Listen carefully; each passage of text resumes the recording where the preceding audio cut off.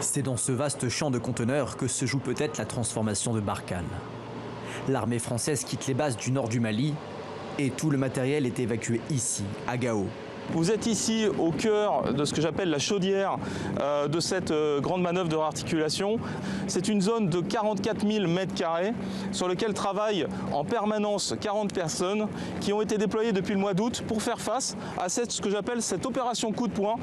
Un défi logistique énorme pour déménager les bases de Tessalit, Kidal et bientôt Tombouctou. Mais l'armée se dit bien préparée. Il a fallu se désengager du Kosovo, se désengager de l'Afghanistan en 2012-2013. Et donc là, finalement, on adopte des principes, on a mis en place des principes ici qui ont déjà été prouvés par le passé, qui sont appris dans nos écoles, qui sont même développés, sur lesquels nos hommes s'entraînent en permanence et on les a adaptés au contexte malien. Gao est donc aujourd'hui une plateforme logistique où le matériel est trié, comme ces réfrigérateurs qui arrivent de la base de Tessalit. Pour l'instant, il faut qu'on regarde, en fait, il faut nettoyer, en fait, et tout aussi, donc il faut nettoyer et le brancher, voir si, en fait, il fonctionne.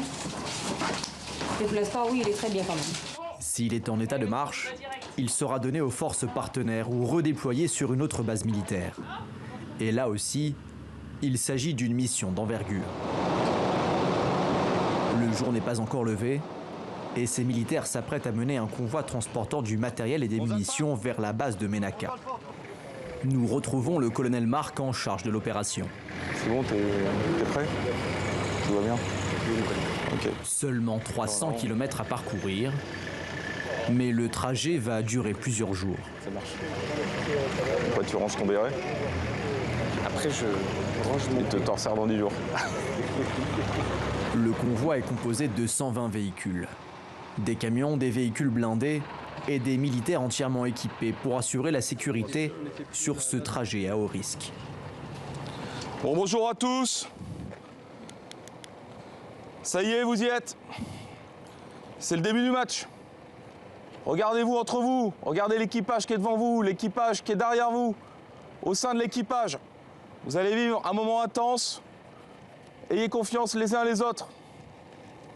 La route empruntée par le convoi est située dans la zone des 3 frontières, la zone la plus tendue du Sahel. L'un des principaux risques, qu'un des véhicules roule sur un engin explosif improvisé. Le colonel Marc a beau avoir l'habitude de ce genre d'opération, il reste toujours inquiet pour son équipe. Évidemment, en tant que chef, parler presque en tant que père, il y a toujours une part de préoccupation. Les risques font partie de notre métier, on le sait. On agit dans une zone qui peut être hostile. Le convoi est arrivé à bon port sans incident majeur. Seules quelques crevaisons ont émaillé l'opération. En moyenne, lors d'un tel voyage, il y en a une toutes les 2 heures.